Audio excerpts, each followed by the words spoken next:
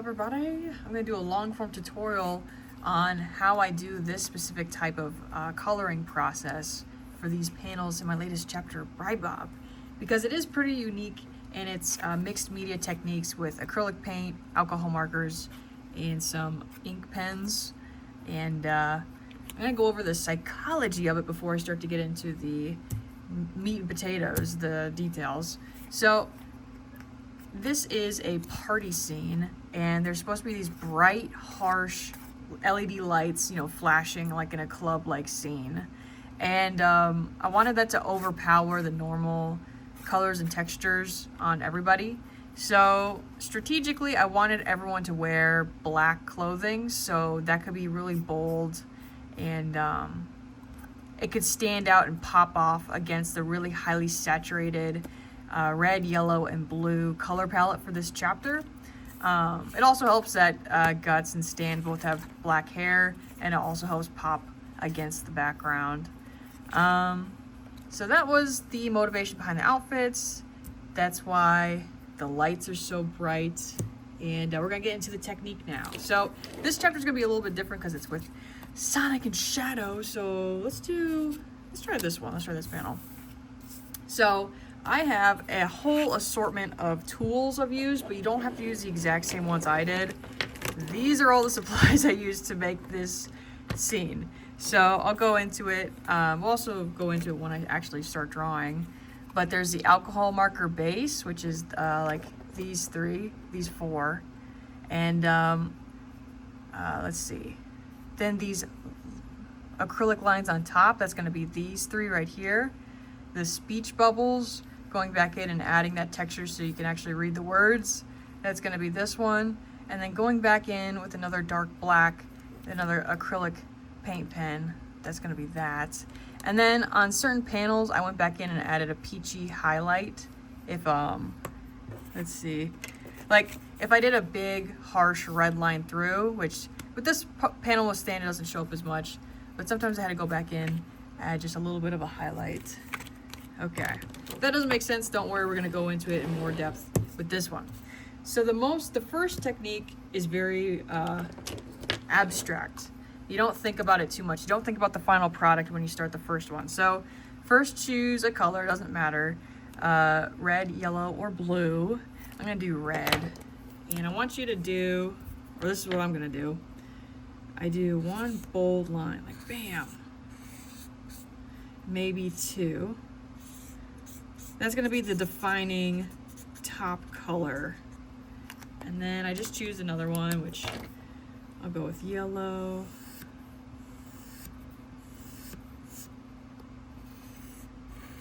I'm just trying to mimic like the idea of flashing lights and all that stuff. And then we're gonna go in with this one, which is like a duller, kind of cool blue.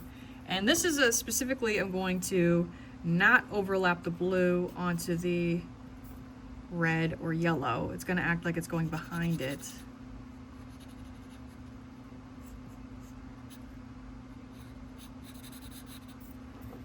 So it kind of gives this effect of like these bold, crazy, strange lines wildly going across the panel, something like that.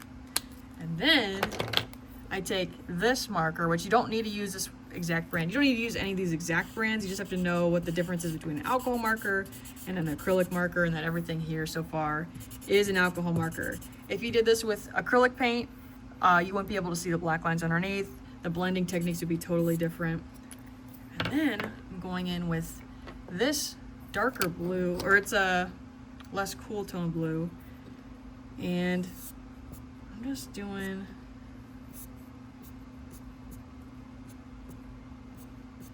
bam. So that would be the first layer that I would do on top of all these guys. So you don't have to start with red. For example, sometimes I would switch it up evenly where I would start that process with a yellow first, and then I just change up the directions, and then on top of that, then I would have that be the top layer, and I would strategically have the other colors go underneath it. But we're gonna just focus on one panel for right now. So now that we're here, I'm going to do, so in this panel, Sonic is wearing like a weird blue robe to hide himself. So what I'm gonna do is color in this whole thing blue here, like this.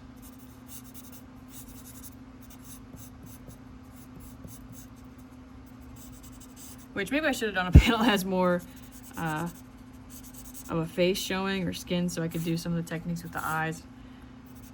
I could do another one after this. Okay. So then I'm gonna go in, and then all the shading I did with these, I used a dark purplish blue. So you can see on Guts is like cheekbone. It's just this like darkish purple because it just worked really well on top of this specific color palette. So now what I'm gonna do is I'm gonna go back in, and I need to make Sonic pop off from this highly, highly saturated background. But first I'm going to block out these shading areas. So like, I want it to look like a cloth draped over them.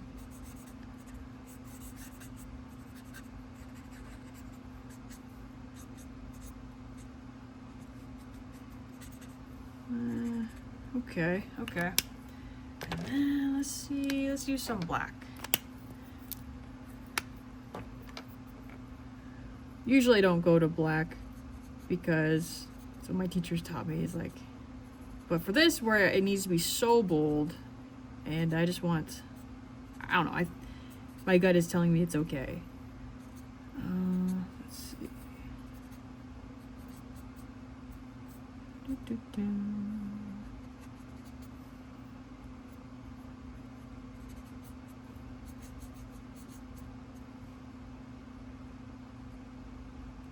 We're gonna come back to this part later so you can see that it's his like snout or muzzle or whatever. What's the word for it? Snout? His like bottom part of his face. I don't know the name of it. Okay. And then for Sonic specifically, I'm gonna do something I didn't do for these guys. And we're gonna go back in with the blue here because I really wanted to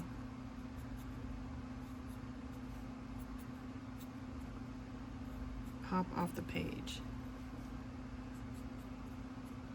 So strategically, I'm not covering up the whole area with this acrylic paint pen, blocking it out entirely. I want the values from the background to still shine through. So I'm just going where I think the top of the highlight would be on this like cloth pattern. And I'm going back in.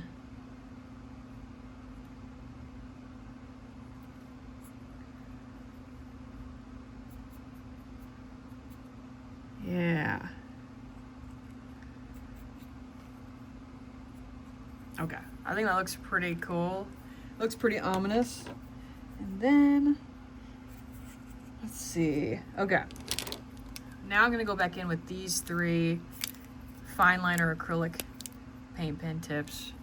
And we're gonna do this sort of specific kind of highlight where it randomly goes in between. Well, it would go in between red, blue, and yellow, but because Sonic's wearing an outfit of just blue, if I was to use this one, it wouldn't show up. So we're gonna do, or maybe it would, I don't know. I could test that out. So this one's kind of fading on me, something weird about it, so I just like twist it back in place, but it still works, so I don't care. Okay.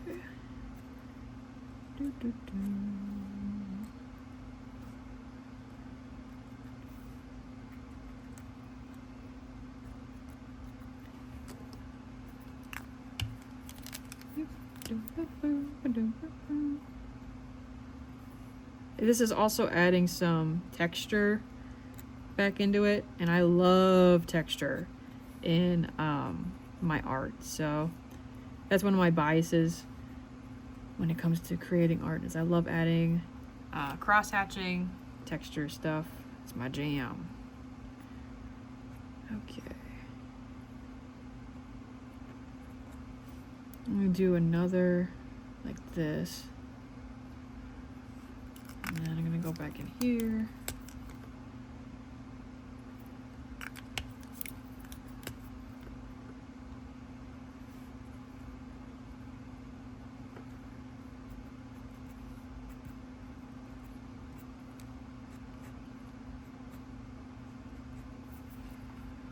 Okay. Now, it should look like a Sonic's outline, but it's covered and draped with the cloth. That's kind of what I'm going for. So now I want his snout to be pronounced so you can see that he's like covering himself. So that's probably too much, honestly. And then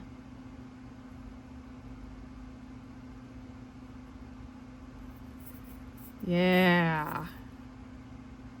Can't see his eyes at all. He has his face down. His body posture is weird. It's very off character for Sonic.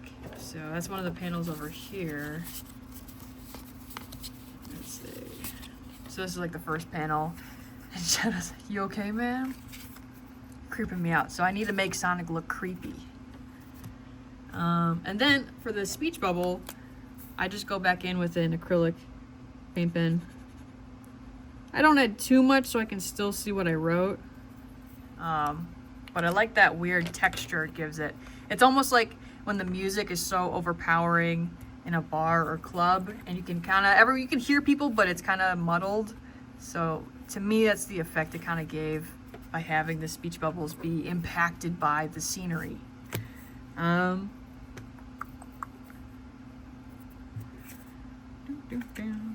Honestly, I might go back in with one more line right here.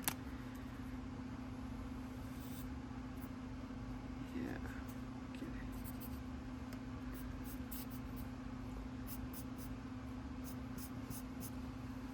Okay. I think, and then I'm gonna go back in and just add a little bit of shading onto Sonic's face down here. Just a little bit, because it's already such a small part of his face that's showing. Okay. So then I'm going back on top of the speech bubble to reinforce the lettering, which with this one, it's just 3 dots to show that he's a little bit too quiet. And then I'm going back in with an acrylic black paint pen on top of the alcohol-based black I did earlier to just really hammer home the darkest parts of the piece.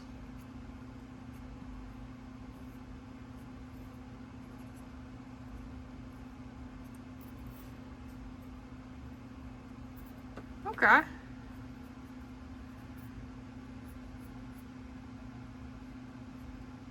Oof. Well, the good thing about this mixed media technique is like, so for this part, I definitely think that's too much black, but there's an easy solution where I just wait a couple seconds and then I can go back on top of it. And I should probably wait a little bit longer, but come on. Yeah. Okay. So honestly, I'd say this panel's done. And it's a very fun process. It's very in the moment, just exploring and seeing what you can do with these mediums. Yeah, like Stan's outfit here, it was supposed to be like a sheer textured thing. So then I had a lot of fun cross-hatching with red, yellow, blue, and white to get the effect, the texture needed. And